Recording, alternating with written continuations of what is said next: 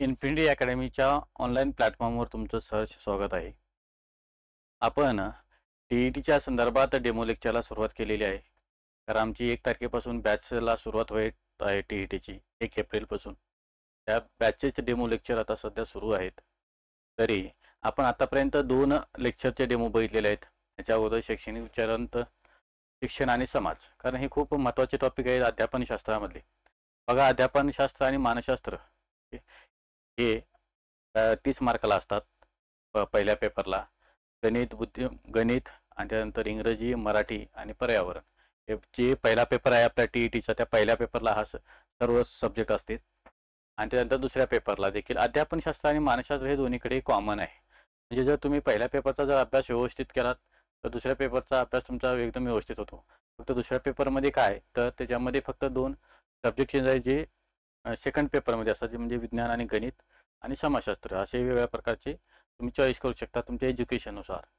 मग आता T-E-T pass होण्यासाठी जे खूप इझी प्रश्न येतात टी-ई-टीमध्ये, आतापर्यंत आलेल्या पेपरच्या ॲनालिसिसनुसारच मी हे पॉईंट्स घेतलेले आहेत.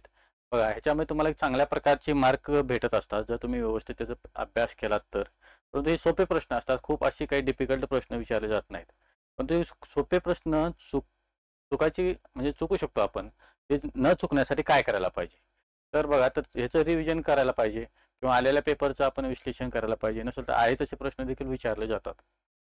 मग आपण जे महत्त्वाचे टॉपिक्स आहेत, जे मुलांना म्हणण्यापेक्षा जे टी-ई-टी पेपरला विचारले जातात, कारण आताच एप्रिलमध्ये किंवा आता मार्च, एप्रिल, मेच्या सेकंड किंवा थर्ड आठवड्यामध्ये काय होणार आहे, आपले टी-ई-टीचं पेपर होणार आहे असं संभाव्य आहे. मग ह्याच्यानुसार आपण आपली एक फास्ट ट्रॅक बॅच देखील आता सुरुवात केलेली आहे 1 एप्रिलपासून. मग फास्ट ट्रॅक बॅच मध्ये आहे त्याचा डेमो म्हणून आज तिसरे लेक्चर आता आपण सुरुवात केलेली आहे. बघा, पहिल्या लेक्चरमध्ये मी सांगितल्याप्रमाणे काय बघितलं, शैक्षणिक विचारवंत समाजसुधारक जे आपल्या शैक्षणिक विचार आपल्यापर्यंत देण्याचे काम केलेले आहे ते बघितलेले आहे. त्याच्यानंतर आपण बघितलंय की शिक्षण आणि समाजाचे महत्त्व काय, शिक्षणाशिवाय समाज घडू शकतो का, आणि समाजासाठी शिक्षणाचे किती महत्त्व आहे त्याच्यासाठी, या काळ आपण त्याच्यामध्ये कालच्या लेक्चरमध्ये पाहिलेलं आहे.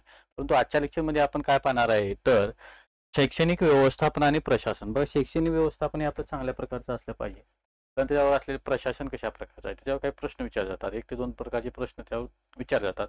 ते प्रश्न देखील आपण पाहणार आहे की कशा प्रकारचे प्रश्न आतापर्यंत आलेले आहेत टी-ई-टीच्या पेपरमध्ये, ते देखील पाहणार आहे. चला आपण मग आपल्या डेमो सेशनला सुरुवात करूया. बघा, आमची गुरु बॅच ही एक बॅच आहे टी-ई-टी 2024. या बॅच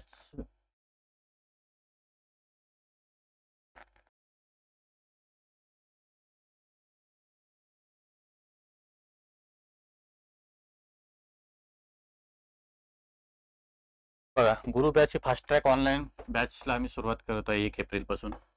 लक्षात, बॅच 1 एप्रिलपासून सुरुवात आहे, जे फिक्स फक्त 1999 आहे. इथं सर्व प्रकारचे मार्गदर्शक हे तुम्हाला चांगल्या प्रकारचे उत्तम प्रशिक्षण देतात. त्यानंतर आमचा तुम्हाला संपर्क साधण्यासाठी नंबर देखील त्या अवेलेबल आहे. तुम्ही आतापासून देखील ॲडमिशन घेऊ शकतात, कारण 1 तारखेला बॅच आपली सुरू होत आहे. त्याच्यासाठी तुम्ही संपर्क आहे. आणि आमचा ॲड्रेस देखील आहे इथं, इन्फिनिटी अकॅडमी, पहिला मजला, मानकरवाडा, पत्रामारी चौक, पुणे. बघा, आता या बॅचचा तुम्ही चांगला पुरेपूर वापर करून घ्या, कारण ही फास्ट ट्रॅक बॅच तर आहेच आहे, त्याच्यासाठी तुम्हाला रिव्हिजन बॅच देखील चांगल्या प्रकारची होईल. त्याच्यामुळे तुमचं रिव्हिजन होईल आणि तुमच्या मार्क्समध्ये, जे आपल्या टी-ई-टीला आपल्या मार्क्स क्वालिफाय लागतात, त्या मार्क्समध्ये आपली काय होईल, वाढ होईल. कारण ओपनसाठी 90 मार्क आणि कास्टसाठी 83 मार्क, जे क्रायटेरिया आपला ठरलेला आहे, त्या मार्क्सच्यामध्ये तुम्ही चांगल्या प्रकारची वाढ होतात आणि इझी प्रकारे मार्क भेटतात आपल्याला. तर बघा, आता आपण आज बघू की शैक्षणिक व्यवस्थापन आणि प्रशासन म्हणजे काय. तर आपण सविस्तर चर्चा करणार आहे, आणि ते परीक्षेसाठी खूप महत्त्वाचं आहे अध्यापनशास्त्रामध्ये. बघा, ती संकल्पना खूप महत्त्वाची आहे. कशाची? व्यवस्थापनाची संकल्पना. व्यवस्थापनाची संकल्पना म्हणजे काय, तर व्यवस्थापन करण्याची काय गरज आहे, आज आपण त्याच्यावर बघू. मग काय, व्यवस्थापन एक व्यापक संकल्पना आहे. कशी संकल्पना आहे? व्यापक संकल्पना आहे. व्यवस्थापनाचे उद्दिष्ट ठरवून योजना बनवण्याचे कार्य केले जाते. व्यवस्थापनाचे काय अगोदर उद्दिष्ट ठरवले पाहिजे, त्याच्यानुसारच आपल्या ज्या योजना आहेत ते बनवण्याचं आपण कार्य करू शकतो. म्हणजे बघा, योजना बनवण्यासाठी कशाची गरज आहे, तर व्यवस्थापनाची गरज आहे. मग व्यवस्थापनाच्या इतिहासाचा प्राचीन असला तरी, म्हणजे व्यवस्थापनाचा इतिहास हा प्राचीन आहे, तरी 20व्या शतकात शास्त्रशुद्ध व्यवस्थापनाचा विचार सुरू झाला. शास्त्रशुद्ध व्यवस्थापनाचा सुरुवात कधी झाली, तर 20व्या शतकामध्ये. आता शास्त्रशुद्ध व्यवस्थापन म्हणजे काय, तर बघा, व्यवस्थापन प्रभावी होण्यासाठी नियोजन महत्त्वाचे आहे. कोणत्याही गोष्टीचं आपण व्यवस्थापन करत असेल त्यासाठी एक प्लॅन पाहिजे आपल्याला. लक्षात प्लॅन जर आपला व्यवस्थित असेल तर आपलं व्यवस्थापन एकदम चांगल्या प्रकारे किंवा उत्तम प्रकारे आपलं होऊ शकतं. त्याच्यासाठी बघा, शाळा, उद्योग, इतर व्यवसाय इत्यादी भरभराटीस आले असतील तर आपण त्याची व्यवस्थापन चांगले आहे असे म्हणतो. म्हणजे एखादी शाळा असेल किंवा एखादा उद्योग असेल तर त्याचं आपलं व्यवस्थापन म्हणजे आपण त्याची जर प्लॅनिंग जर चांगल्या प्रकारची केलेली असेल तर तो उद्योग असेल किंवा शाळा असेल किंवा इतर काही व्यवसाय असतील ते एकदम चांगल्या प्रकारे भरभराट येतात आणि ते आपल्या प्लॅनिंगनुसार किंवा व्यवस्थापनानुसार आपले पुढे जात असतात. आपण त्याचे व्यवस्थापन चांगले केले असे म्हणतो. पालक आपल्या पाल्याच्या प्रवेशाच्या वेळी ज्या शाळा महाविद्यालयाचे व्यवस्थापन चांगले आहे अशाच ठिकाणी प्रवेशास प्राधान्य देतात. आता एखादी लहान पालक आहे त्याला जर आपण शाळेमध्ये घालायचं असेल किंवा कधी पालक असेल आपल्या पाल्याला जर शाळेमध्ये टाकायचे असतील तर त्यांनी कशाचा विचार करतील की ती शाळा कशी आहे, त्या शाळेचे व्यवस्थापन चांगलं आहे का. किंवा एखादी महाविद्यालयामध्ये ऍडमिशन घ्यायचं असेल तर आपण काय बघतो, त्या महाविद्यालयाचा रिझल्ट कसा आहे, तिथले प्राचार्य व शिक्षक वगैरे कसे आहेत, प्राध्यापक कसे आहेत, तिथला रिझल्ट कसा आहे, म्हणजे शिकवण्याची पद्धत कशी आहे. शाळेसाठी पण लहान जे पालक आपल्या मुलांना शाळेत टाकतात तर तिथला सर्व प्रकारचे व्यवस्थापनाचा त्यांनी अभ्यास करतात. म्हणजे तिथले व्यवस्थापन कशा प्रकारचं आहे, स्टाफ कशा प्रकारचा आहे, शिक्षकांना काय तिथलं मार्क्स कसे आहेत किंवा रिझल्ट येतो का, या सर्व गोष्टींचा अगोदर ते अभ्यास करतात कारण त्याचा व्यवस्थापनाचा अभ्यास करतात. मग मग त्याच्यात सांगितलं की तुम्ही तुमच्या शाळेत विविध कार्यक्रम उपस्थित राहायला असाल. कार्यक्रमाच्या आयोजनात काही त्रुटी राहिल्या असले तर त्या कार्यक्रमाचे व्यवस्थापन चांगले नव्हते. एखादी जर आपण कार्यक्रम घेतला शाळेमध्ये सपोज, तर त्या कार्यक्रमामध्ये जर काही प्रॉब्लेम्स आले तर ते आपलं व्यवस्थापन आपलं शाळा असू द्या किंवा आपला स्वतःचा व्यवसाय असू द्या किंवा आपलं काय असेल ते त्याच्यामध्ये जर आपलं व्यवस्थापन जर चांगलं असेल तर एखादी गोष्ट किंवा जो आपण करतोय तो व्यवसाय एकदम चांगल्या प्रकारे घडू शकतो. एखाद्या शाळेमध्ये जर आपण एखादी कार्यक्रम घेतला आणि त्याच्यामध्ये काही जर त्रुटी आल्या तर आपण असं समजू शकतो की बाबा ह्या शाळेमध्ये काय झालं नाही, तिथलं व्यवस्थापन चांगलं झालं नाही, व्यवस्था चांगली झाली नाही. लक्षात, व्यवस्थापन चांगले होणे म्हणजे उद्दिष्टांची पूर्ती होणे. एखाद्या व्यवसायाची किंवा शाळेचे व्यवस्थापन जर चांगले असेल तर तिथले उद्दिष्ट काय होतं तर त्याची पूर्तता केली जाते. अशा प्रकारे बघा, व्यवस्थापन खूप महत्त्वाचं आहे. कोणत्याही गोष्टीमध्ये राहू द्या, आपली शाळा असेल, उद्योग असेल, व्यवसाय असेल किंवा आपलं आयुष्य देखील असेल, त्याचं देखील व्यवस्थापन आपलं चांगल्या प्रकारेच असलं पाहिजे कारण ते एक चांगल्या ध्येयापर्यंत पोहोचत असतं. ही झाली त्यांची संकल्पना. आता व्यवस्थापन म्हणजे काय, खूप महत्त्वाचं आहे. संकल्पना तर तुम्हाला समजलेलीच आहे, पण व्यवस्थापन म्हणजे काय त्यावर प्रश्न विचारला जातो. व्यवस्थापन म्हणजे काय, तर बघा, व्यवस्थापनामध्ये अनेक व्यक्ती एकत्र येऊन एक काम करीत असतात. एखादी व्यवस्थापन असेल, एखाद्याचा सपोज व्यवसाय आहे तर अनेक व्यक्ती एकत्र येतात. एखादी शाळा आहे, अनेक शिक्षक वगैरे सगळे एकत्र येतात. एखादी उद्योग आहे, इथं अनेक प्रकारचे व्यक्ती एकत्र येतात आणि अनेक प्रकारचे व्यक्ती एकत्र येऊन जे काम करतात त्याला काय म्हणतात, त्यांचं व्यवस्थापन जर चांगल्या प्रकारे आहे. व्यवस्थापनाची संकल्पना अधिक स्पष्ट होण्यासाठी काही तज्ञांची व्याख्या अभ्यासू. काही लोक तज्ञांनी काही व्याख्या केल्या की बाबा व्यवस्थापन हे कशा प्रकारे केलं पाहिजे आणि त्याच्या व्याख्या संदर्भात आपण चर्चा करणार आहे. बघा, पीटर ड्रकर यांनी काय सांगितलेलं आहे, पीटर ड्रकर यांनी, की व्यवस्थापन हे एक बहुउद्देशीय साधन आहे. त्या अन्वये एखादा व्यवसाय, व्यवस्थापक, कामगार आणि कामाचे व्यवस्थापन केले जाते. म्हणजे व्यवस्थापन हे बहुउद्देशीय आहे, म्हणजे सगळ्यांच्या उद्देशासारखा असतो आणि त्याच्यातला एखादी व्यवसाय असेल तर तिथले व्यवस्थापक असतील, तिथले कामगार असतील आणि कामाचे व्यवस्थापन केले जाते. म्हणजे सर्व प्रकारचे व्यक्ती एकत्र येऊन बहुउद्देशीय, त्यांचा उद्देश हा सर्वांचा एकत्र करून काय केलं जातं तर त्याचा अर्थ आहे व्यवस्थापन. त्याच्यानंतर लॉरेन्स हे ॲप्ली यांनी काय सांगितलेले आहेत, ते व्याख्या खूप महत्त्वाची आहे, परीक्षेला विचारले जातात. खालील व्याख्या कोणाची आहे, व्यवस्थापनाची खालील व्याख्या कोणी केली आहे, हे खूप महत्त्वाचे आहे. मी IMP करतो, इम्पॉर्टंट. व्यवस्थापन म्हणजे व्यक्तीचा विकास होय, खूप महत्त्वाचं. एखादी व्यवस्थापन म्हणजे आपल्या व्यक्तीचा विकास करायचा असेल तर ते काय, विकास ही व्याख्याच व्यवस्थापनापासून झालेली आहे. व्यवस्थापन म्हणजे व्यक्ती संदर्भात प्रशासन होय. व्यवस्थापन म्हणजे काय, तर व्यक्ती संदर्भात एक प्रशासन होय. व्यवस्थापन कशाचं पण व्यवस्थापन असू दे, ही व्याख्या कोण केलेली आहे, लॉरेन्स यांनी. आता त्यानंतर स्टॅनले हॉन्स यांनी काय व्याख्या केल्या बघा, पूर्व निर्धारित उद्दिष्ट पूर्ततेसाठी निर्णय घेण्याची तसेच उपक्रमात काम करणाऱ्या व्यक्तींच्या हालचालीवर नियंत्रण ठेवण्याची क्रिया म्हणजे व्यवस्थापन. म्हणजे 3 व्याख्या खूप महत्त्वाची, 1, 2 आणि 3.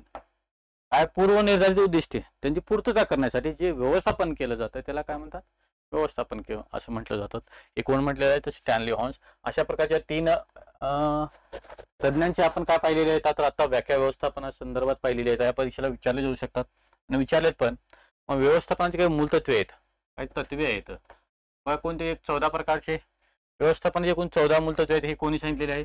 तर हेनरी फेऑल यांनी मांडलेले आहेत. बघा विचारलं जातं की व्यवस्थापनाचे एकूण 14 तत्वे कोणी मांडलेले आहेत? तर ते कोणी मांडलेले आहेत? हेनरी फेऑल. आता काय आहेत मूलतत्वे बघू आपण 14च्या 14. पहिला आहे कार्य विभाजन. म्हणजे कार्याचं विभाजन चांगल्या प्रकारे झाले, सगळ्यांना वाटून दिलं पाहिजे. एखादी सपोज व्यवसाय असेल, उद्योग असेल, त्याच्या कार्य ज्येष्ठांनी करणे हे कार्य विभाजन झालं. त्याच्या अधिकार जबाबदारी, ज्येष्ठांच्या अधिकारांची जबाबदारी त्याला जाणीव करून देणे. ओके. त्याच्यानंतर शिस्त, सर्वांनी शिस्त पाळली पाहिजे. एखाद्या म्हणजे मूलतत्वे आहेत व्यवस्थापनाचे. अधिकाऱ्यामध्ये एक वाक्यता असली पाहिजे. सगळ्यांचे जे अधिकारी आहेत त्यांनी एक वाक्यता स्वतःमध्ये असली पाहिजे. मार्गदर्शनाची एक लक्ष दिशा पाहिजे. सर्वांचे जे मार्गदर्शनची आहे सर्वांचे लक्ष हे एकच पाहिजे. त्याच्यानंतर वैयक्तिक किंवा सामूहिक फायदा कमी महत्व द्यायचं. एखाद्या व्यवसाय करत असेल तर त्याच्यामध्ये वैयक्तिक किंवा आपला सामूहिक फायदा कमी महत्व. त्याच्यानंतर त्यांना मोबदला खूप महत्वाचा आहे. मोबदला काय भेटतो? त्याच्या केंद्रीकरणाचे प्रमाण खूप महत्वाचं आहे. केंद्रीकरण म्हणजे सर्वांचं एकच काम, सर्वांचं एकच लक्ष असलं पाहिजे. केंद्रीकरण. अधिक साखळी म्हणजे अधिकारांची साखळी देखील महत्वाची आहे. मग त्याला क्रम महत्वाचा आहे. सर्वांमध्ये समानता असली पाहिजे. कर्मचाऱ्याचे दायित्व खूप महत्वाचं आहे. पुढाकार त्याच्यामधला खूप मोठा. एखाद्याने पुढाकार येतं तर सर्व त्याच्या पाठीमागे असणं खूप महत्वाचं आहे. पुढाकार. संघ भावना म्हणजे एखादी संघ असेल तर त्या संघामध्ये सर्वांनी एकत्र येण्याची जी भावना आहे ते संघ भावना लक्षात. त्याच्यानंतर व्यवस्थापनाची मूलतत्वे लक्षात. सर्व प्रकारचे काय आहे ते 14 तर व्यवस्थापनाचे हे मूलतत्वे आहेत लक्षात. म्हणजे विचारलं जातं की खाली 14 मध्ये 1 2 4 असं विचारलं जाईल, क्रम लावून विचारलं जाईल लक्षात. त्याच्यानंतर बघा शैक्षणिक व्यवस्थापन म्हणजे काय?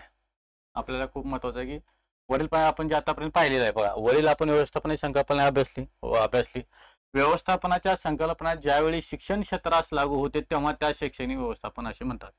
जे व्यवस्थापनाची संकल्पना ज्यावेळी त्या शिक्षण क्षेत्रामध्ये लागू होईल तेव्हा त्याला काय म्हणतात? तर शैक्षणिक व्यवस्थापन असे म्हटले जाते. मग शिक्षणाच्या माध्यमातून देशाचा जबाबदार नागरिक घडवला जातो. बघा शिक्षणाच्या माध्यमातून जे देशाचे आपण जबाबदार नागरिक आहे आपण सर्वजण. कशाच्या माध्यमातून? शिक्षणाच्या माध्यमातून ते खूप महत्वाचं आहे. देशाची जबाबदार नागरिक घडवले जातात. शालेय उपक्रम, भौतिक साधन संपत्ती व मूल्यमापन यांचा समावेश शैक्षणिक व्यवस्थापनात होतो. शैक्षणिक व्यवस्थापनामध्ये कशाचा समावेश होतो? तर बघा शालेय उपक्रम 1, भौतिक साधन संपत्ती 2 आणि त्यांचे मूल्यमापन यांचा सर्वांचा समावेश कशामध्ये झाला असतो? शैक्षणिक व्यवस्थापनामध्ये त्याचा समावेश झालेला असतो. पुढे बघूया आपण.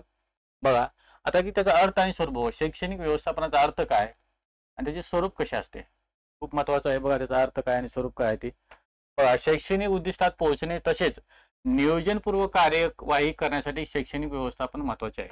म्हणजे एखादी जर आपण कार्य करत असेल त्याचं नियोजनबद्ध कार्यक्रम झाला पाहिजे किंवा कार्य झाला पाहिजे. त्यासाठी त्याची खूप महत्वाची गरज आहे. भौतिक व मानवी संसाधने, विविध उपक्रम इत्यादीच्या शिक्षणात उपयोग करून शैक्षणिक उद्दिष्ट साध्य करण्याचा हेतूने त्यांच्या काळजीपूर्वक वापर करणे म्हणजे शैक्षणिक व्यवस्थापन होय.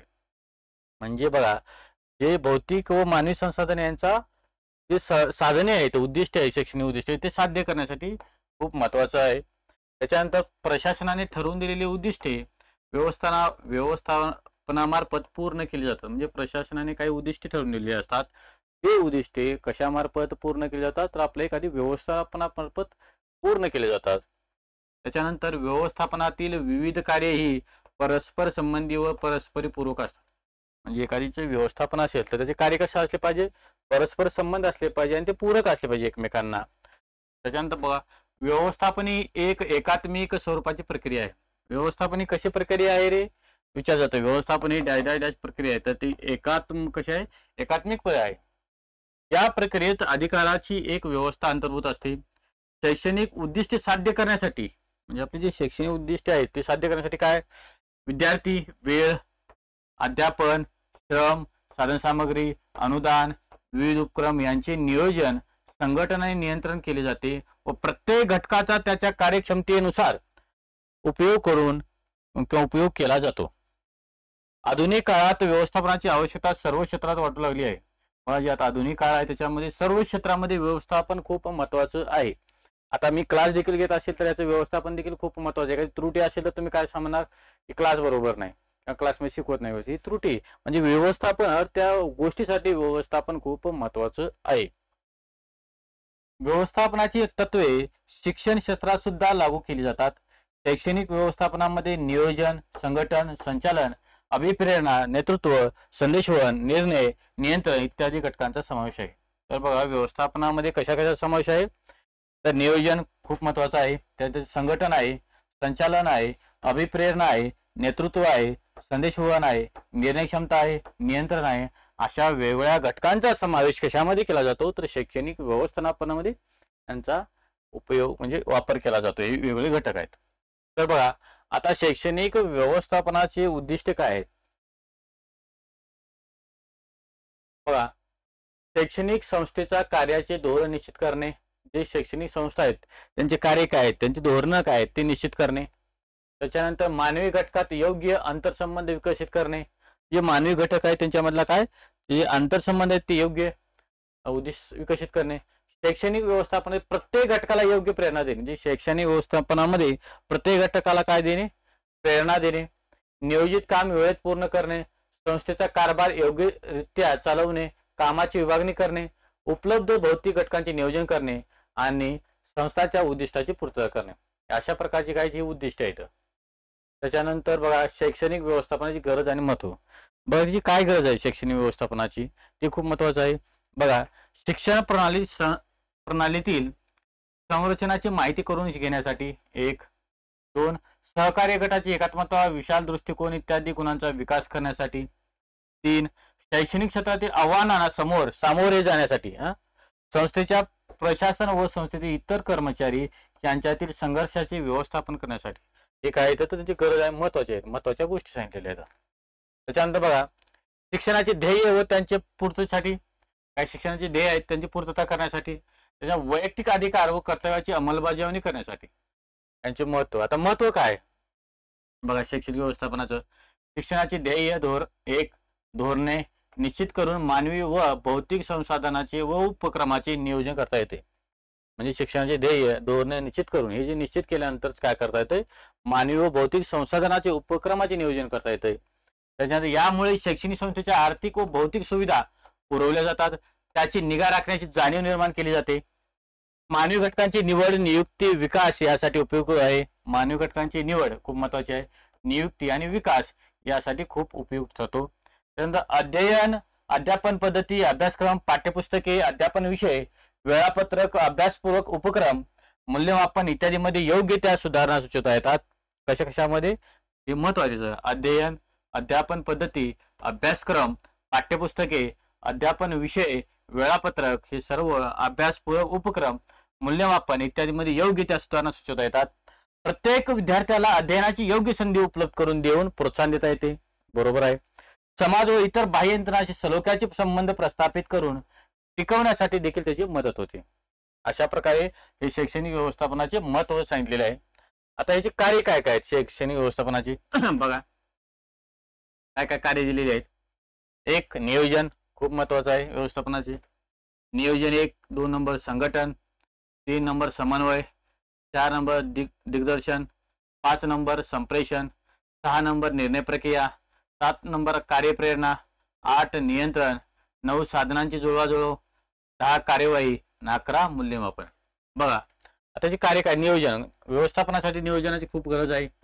व्यवस्थापनासाठीच संघटन देखील आवश्यक आहे. त्याचा समन्वय साधता आला पाहिजे, त्याला दिशा दिग्दर्शन चांगलं असलं पाहिजे, ते संप्रेषण निर्णय प्रक्रिया देखील चांगली असली पाहिजे. अशा प्रकारचे हे व्यवस्थापनाचे काहीतरी कार्य आहेत. पण त्याचे नियोजन म्हणजे काय बघा. आता आपल्या पाहिजे नियोजन म्हणजे काय. प्लॅनिंग शिक्षणाचे राष्ट्रीय उद्दिष्टे, शैक्षणिक धोरणे, कार्यक्रम आणि पद्धती साध्य करायचे मार्ग साधन ठरवणे याचा समावेश शैक्षणिक नियोजनात होतो. शैक्षणिक नियोजनात खालीलपैकी कोणत्या घटकांचा समावेश होतो असा प्रश्न विचारला जातो. तर काय शिक्षणाची राष्ट्रीय उद्दिष्टे, शैक्षणिक धोरणे, कार्यक्रम आणि पद्धती साध्य करायचे मार्ग, संघटन, समन्वय, दिग्दर्शन, संप्रेषण, निर्णय प्रक्रिया. हे आता जे आपण बघितलेले काय तर ह्याच्या अगोदर बघितले होते. 11 प्रकारचे काय होते कार्य होते. बघा या कार्यांचं आपण आता सविस्तर चर्चा करणार आहे. आता बघितलं आता नियोजन, आता पुढे संघटन काय, समन्वय म्हणजे काय, दिग्दर्शन म्हणजे काय, संप्रेषण म्हणजे काय, निर्णय प्रक्रिया काय, या सर्वाबद्दल आपण आता सविस्तर चर्चा करणार आहे. बघा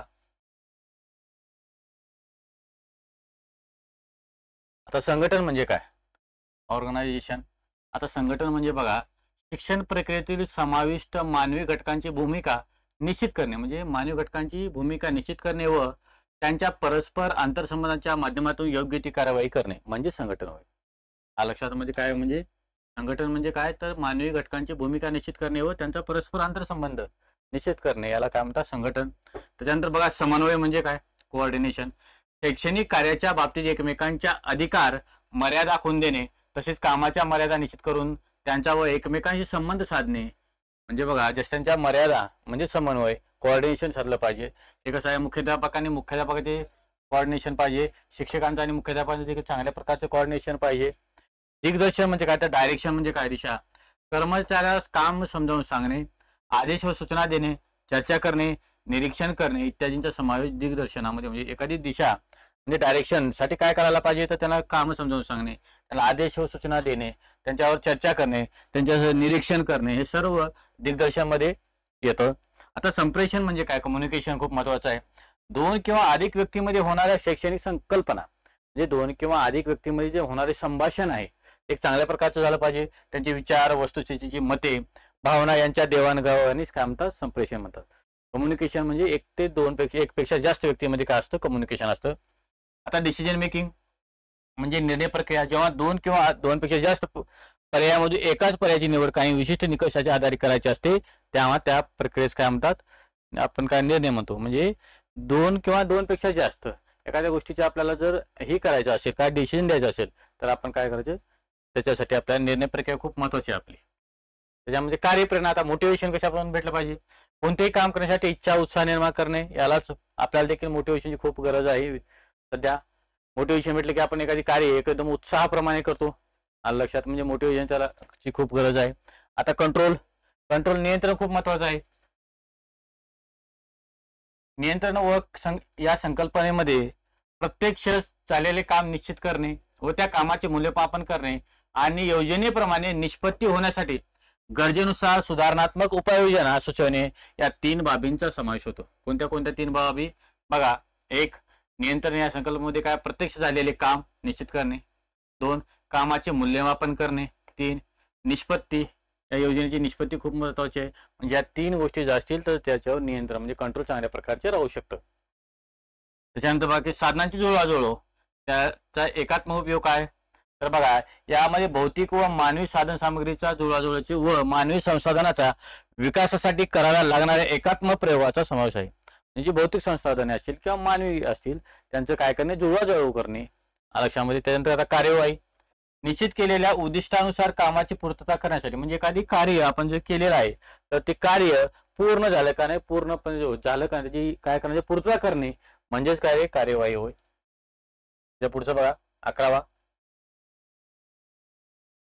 मूल्यमापन. आता सर्वात महत्वाचं आहे की मूल्यमापन एखादी कार्य आपण आता एवढ्या प्रकारच्या उद्दिष्टांचा पूर्तता केली आहे तर ते मूल्यमापन आपलं व्यवस्थित झालं का म्हणजे एखाद्या कार्याचा रिझल्ट त्याचं मूल्यमापन बघू की बघा मूल्यमापन ही उद्दिष्टांचे संपादन मोजण्याची आणि मूल्यांकनाची प्रक्रिया आहे. म्हणजे एखादी उद्दिष्ट आहे त्यांचं संपादन व्यवस्थित झालेले का आहे का नाही त्यामुळे बलस्थाने आणि कमकुवतपणा यावरची अंतर्दृष्टी मिळते. तसेच शैक्षणिक व्यवस्थापनात सुधारणा होण्यासाठी मदत म्हणजे एखादी शैक्षणिक व्यवस्थापनाचं मूल्यमापन देखील आपण करतो. त्या मूल्यमापन करण्यासाठी म्हणजे ह्या सर्व गोष्टीचं म्हणजेच काय करणे म्हणजेच मूल्यमापन होय. आता बघू शैक्षणिक प्रशासन म्हणजे काय. आतापर्यंत बघितलं आपण ते शैक्षणिक व्यवस्थापन. आता शैक्षणिक प्रशासन म्हणजे काय बघा. आपल्या दैनंदिन जीवनामध्ये व्यवस्थापन आणि प्रशासन या दोन शब्द नेहमीच आपल्या कानावर पडतात. म्हणजे आपण आपल्या दैनंदिन जीवनामध्ये जगत असताना आपल्या दोन गोष्टी सारख्या आपल्या कानावर पडत असतात. त्या दोन गोष्टी कोणत्या आहेत तर एक आहे व्यवस्थापन आणि दुसरी आहे प्रशासन. व्यवस्थापन आणि प्रशासन या दोन भिन्न संज्ञा आहेत. म्हणजे ह्या दुकाशाच्या वेगळ्या आहेत. म्हणजे प्रशासन हा पार्ट वेगळा आहे आणि व्यवस्थापन हा पार्ट वेगळा आहे. परंतु हे लक्षामध्ये प्रशासनामध्ये बघा प्रशासन ही संज्ञा शासन यंत्रणेतून आली आहे. प्रशासन म्हणजेच काय रे शासन यंत्रणेमध्येच आलेली ही संज्ञा आहे प्रशासन. प्रशासनामध्ये कार्य व्यवस्थेचे कारभार पाहणे अभिप्रेत आहे. प्रशासन हे कोणत्याही कार्य प्रत्यक्ष कारवाईत आणण्यासाठी तयार केलेली एक यंत्रणा आहे. प्रशासन हे एक प्रत्यक्ष कारवाई केलेली एक यंत्रणा आहे. धोरणांची अंमलबजावणी करण्याचे कार्य यंत्रणा करते. प्रशासक योजनांची अंमलबजावणी करत असतो व इतरांकडून योजनांची पूर्तता करून घेतली जाते. म्हणजे प्रशासनाने म्हणजे शासनाने एखादी कारभार जर सोपवला असेल ते प्रशासन करत असतं आणि प्रशासनाने जे एखादी योजनाही त्याकडून काय करत असतं, त्याची पूर्ण करून घेत असतं. आता प्रशासन ही संकल्पना समजून घ्यायसाठी खाली व्याख्या अभ्यासू काय काय व्याख्या आहेत बघा. ठेवाले काय म्हणतात त्या प्रशासनाबद्दल बघा. प्रशासन म्हणजे नियोजन करणे, संघटन करणे, आदेश देणे आणि समन्वय करणे व नियंत्रण करणे. खूप महत्वाचं आहे. प्रशासन म्हणजे काय, तर त्याचे नियोजन करणे, संघटन करणे, आदेश देणे व समन्वय करणे व नियंत्रण करणे हे काय तर प्रशासन आहे, असं कोण म्हणतात, फेवाल म्हणतात. त्यानंतर प्रशासन म्हणजे व्यवस्थापनाशी संबंधित सर्व बाबींची काळजी घेणे. प्रशासन म्हणजे काय, जे व्यवस्थापन केलंय त्या सर्व बाबींचा, संबंधित बाबींचा काय करणे, काळजी घेणे. आता नियोजनानुसार प्रत्यक्ष कारवाई करणे म्हणजे प्रशासन. एखादी नियोजन आपण आखलं आहे, ते नियोजन प्रत्यक्ष मध्ये कारवाई करणे म्हणजेच काय, प्रशासन होय. लक्षामध्ये हे प्रशासन आहे.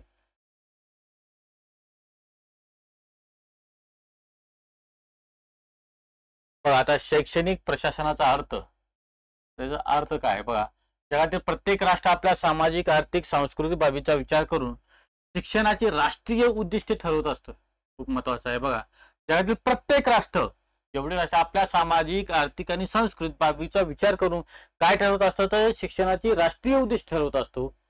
त्याच्यानंतर बघा, ठरवलेली उद्दिष्ट पूर्ण करण्यासाठी, म्हणजे कधी उद्दिष्ट ठरवलं आहे ते पूर्ण करण्यासाठी शासनाकडून निश्चित अशी प्रशासकीय प्रणाली निर्माण केली जाते.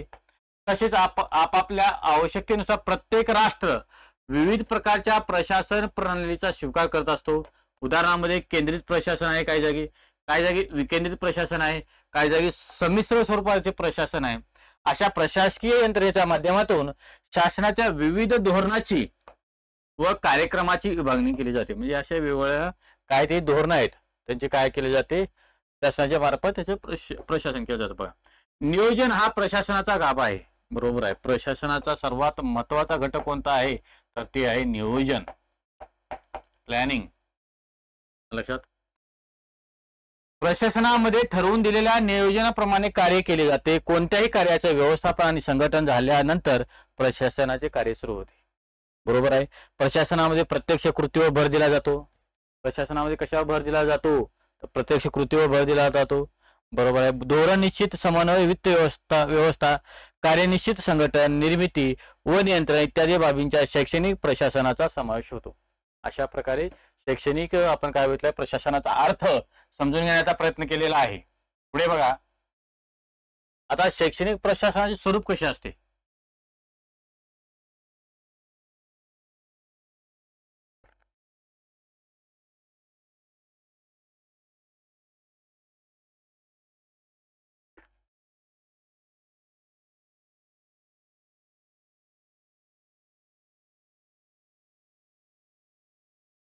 काय शिकलो आता बघू की शैक्षणिक प्रशासनाचे स्वरूप कशा प्रकारचे असते. शैक्षणिक प्रशासनात नियोजन करणे, संघटन करणे, दिग्दर्शन करणे, समन्वय साधणे आणि मूल्यमापन करणे या प्रक्रियेचा समावेश होतो. कशा समावेश होतो याच्यामध्ये, शैक्षणिक प्रशासनामध्ये नियोजन, संघटन, दिग्दर्शन, समन्वय, मूल्यमापन या सर्व गोष्टींचा समावेश शैक्षणिक प्रशासनामध्ये होतो. नफा मिळवणे शैक्षणिक प्रशासनाचे उद्दिष्ट नसते. नफा मिळवणे उद्दिष्ट असते का, नाही. शैक्षणिक प्रशासन हे सर्व प्रकारच्या शिक्षणात असते. सर्व प्रकारचे जे आपलं एज्युकेशन आहे, सर्व प्रकारच्या एज्युकेशन मध्ये शैक्षणिक प्रशासन असतं. शैक्षणिक प्रशासन हे काही बाबी संदर्भात सामान्य प्रशासनाप्रमाणेच असते, तर काही बाबी सामान्य प्रशासनापेक्षा भिन्न असते. शैक्षणिक प्रशासन हे शिक्षणाच्या विविध स्तरावर केले जाते. म्हणजे शिक्षणाचे जे आपले विविध स्तर आहेत त्याच्यावर काय केलं जातं, शैक्षणिक व्यवस्थापन केलं जातं. यामध्ये सर्व प्राथमिक शिक्षण, माध्यमिक शिक्षण, उच्च माध्यमिक शिक्षण आणि उच्च शिक्षण इत्यादी स्तरांचा समावेश होतो. कोणाकोणाचा प्राथमिक, माध्यमिक, उच्च माध्यमिक जे आपलं एज्युकेशन, सर्व प्रकारच्या एज्युकेशन मध्ये यांचा वापर केला जातो. शैक्षणिक प्रशासन हे शिक्षणाच्या सर्व प्रकारात केले जाते. यामध्ये औपचारिक शिक्षण, अनौपचारिक शिक्षण, औपचारिक, अनौपचारिक, प्रौढ शिक्षण, सामान्य शिक्षण, व्यावसायिक शिक्षण, विषय शिक्षण, शिक्षक शिक्षण, एकात्मिक शिक्षण, तांत्रिक शिक्षण म्हणजे सर्व प्रकारच्या एज्युकेशन मध्ये याचा वापर केला जातो. शैक्षणिक प्रशासन हे विविध टप्प्यावर करण्यात येते. म्हणजे वेगवेगळ्या टप्प्यावर काय केला जातो, वापर केला जातो. यामध्ये केंद्रीय स्तरावर प्रशासन असतं, राज्य स्तरावर प्रशासन असते, जिल्हा स्तरावर प्रशासन असते, गट स्तरावर प्रशासन असते आणि संस्थात्मक स्तरावर देखील प्रशासनाचा यांचा अंतर्भाव होतो. म्हणजे या सर्व गोष्टींमध्ये शैक्षणिक प्रशासनाची खूप आवश्यकता असते, म्हणजे आहेच. आता त्यांचे उद्दिष्ट काय आहेत बघा, कशाचे, शैक्षणिक व्यवस्थापनाची उद्दिष्टे काय आहेत? लक्ष द्या. 1. विद्यार्थ्यांचा योग्य शिक्षण पुरवणे. 2. सर्व संसाधनांचा पुरेपूर योग्य वापर करणे. 3. शिक्षकांची व्यावसायिक नीती तत्वे आणि व्यावसायिक विकास निश्चित करणे. 4. लोकशाही पूरक शालेय उपक्रम राबवणे. 5. समाजामध्ये गतिमानता आणणे. 6. सहशालेय उपक्रम व गुणवत्ता वृद्धीसाठी उपक्रम राबवणे. 7. काम वेळेत पूर्ण करणे. 8. विद्यार्थ्यांना जीवन जगण्यास सक्षम बनवणे.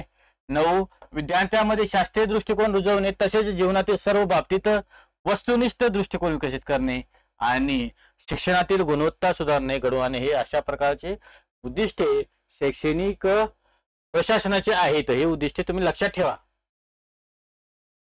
आता शैक्षणिक प्रशासनाची गरज आणि महत्व. त्याची गरज काय आहे आणि याचं महत्व काय हे आपल्याला बघायचं आहे.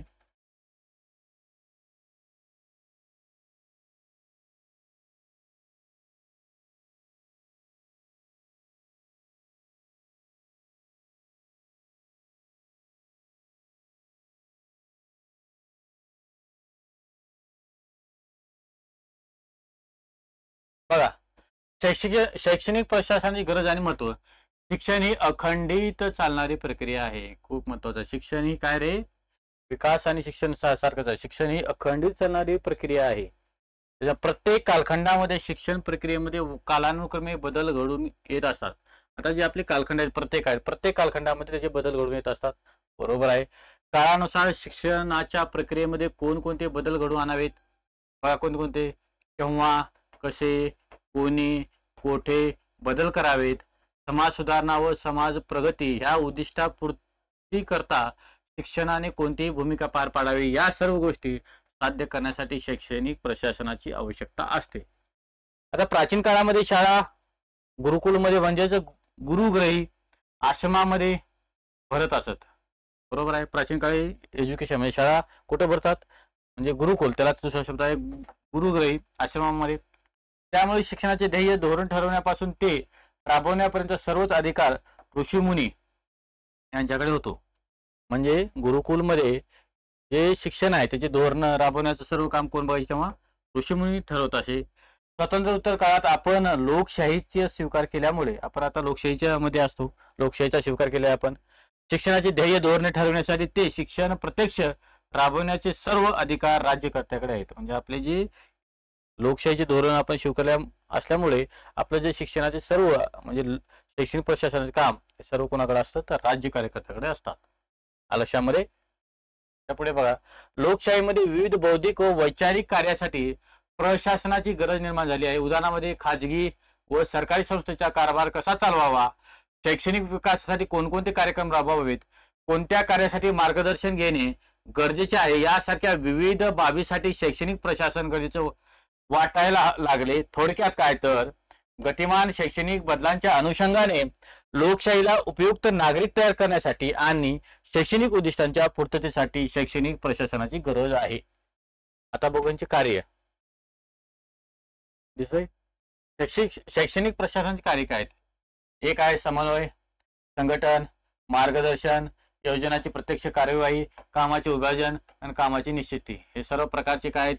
तर शैक्षणिक प्रशासनाची कार्य आहेत.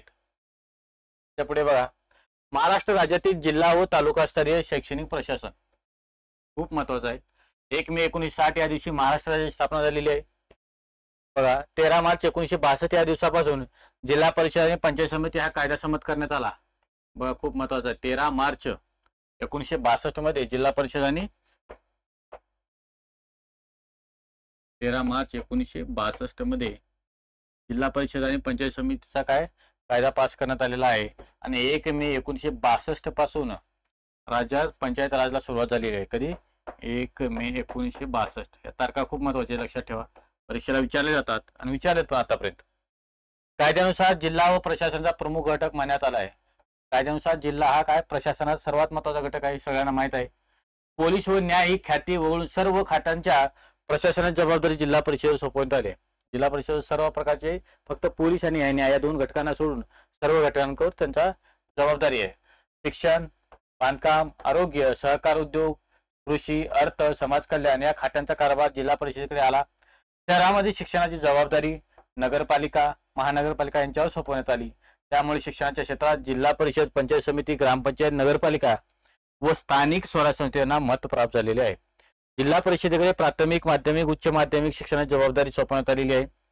जिल्ह्यातील प्राथमिक, माध्यमिक शिक्षणाचे नियंत्रण प्राथमिक व माध्यमिक शिक्षण अधिकाऱ्यांच्या मार्फत करण्यात येते। जिल्हास्तरीय शैक्षणिक प्रशासनाची संरचना पुढे प्रमाण दिलेली आहे। बघा आता आपण काय शिकलं तर महाराष्ट्र राज्यातील जिल्हा व तालुकास्तरीय शैक्षणिक प्रशासन कशा प्रकारचं आहे। बघा 1 मे 1960 ला महाराष्ट्राची निर्मिती झाली। त्याच्यानंतर 31 मार्च 1962 मध्ये आपण जिल्हा परिषद पंचायत समितीचा कायदा केला आणि 1 मे 1962 ला आपण त्या कायद्याची काय केली, अंमलबजावणी केलेली आहे। बघा म्हणजे कुठं कुठं शिक्षणाची खूप गरज आहे याच्यामध्ये आपण बघितलेलं आहे। आता जिल्हा परिषद शिक्षण अधिकारी प्राथमिक बघा, प्रत्येक जिल्हा परिषदेसाठी जिल्ह्यातील शिक्षण विषयक जबाबदाऱ्या पार पाडण्यासाठी जिल्हा परिषदेमध्ये शिक्षण अधिकाऱ्यांची नियुक्ती केली असते। जिल्ह्यातील शिक्षणाविषयक व्यवस्थापन व प्रशासनाच्या खालील जबाबदाऱ्या शिक्षण अधिकाऱ्यांना पार पाडाव्या लागतात। म्हणजे बघा शिक्षण अधिकाऱ्यांचे कार्य खालीलप्रमाणे दिलेले आहेत। काय काय कार्य बघा, आता जिल्हा परिषद अध्यक्ष हा स्थायी समितीचा अध्यक्ष पदसिद्ध सभापती असतो, बरोबर आहे। मुख्य कार्यकारी अधिकारी, इकडे विशेष समिती आहेत। मुख्य कार्याखाली अधिकाऱ्यांच्या खाली उपमुख्य कार्यकारी असतात, त्यांच्याखाली शिक्षण अधिकारी, माध्यमिक, उप शिक्षण अधिकारी, गट शिक्षण अधिकारी, हा असा क्रम आहे त्यांचा। त्याच्यानंतर विशेष समित्या, इथं शिक्षण अधिकारी प्राथमिक, उप शिक्षण अधिकारी, गट शिक्षण अधिकारी।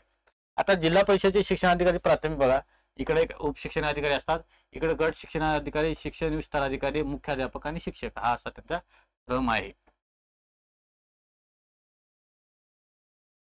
आता जिल्हा परिषद शिक्षण अधिकारी यांची कामे बघा, जिल्ह्यातील प्राथमिक शिक्षणांचा प्रगतीवर अहवाल दरवर्षी 31 मार्च पूर्वी शिक्षण संचालनालयात सादर करणे, सक्तीच्या प्राथमिक शिक्षणाची योजना मंजूर करून ती शिक्षण संचालकांना सादर करणे, शासनाकडून मंजूर झालेल्या सक्तीच्या प्राथमिक शिक्षणाची कार्यवाही करणे, जिल्ह्यात समाज शिक्षण कार्यक्रमाची अंमलबजावणी करून त्यांचा अहवाल शासनास सादर करणे, जिल्हा परिषदेच्या प्राथमिक शाळेतील शिक्षकांच्या बदल्या करणे व त्यांच्यावर नियंत्रण ठेवणे, विविध राष्ट्रीय कार्यक्रम, शैक्षणिक उपक्रम शाळेमध्ये राबविणे, जिल्ह्यातील प्राथमिक शाळांची तपासणी करून त्यांना शैक्षणिक व प्रशासकीय मार्गदर्शन करणे।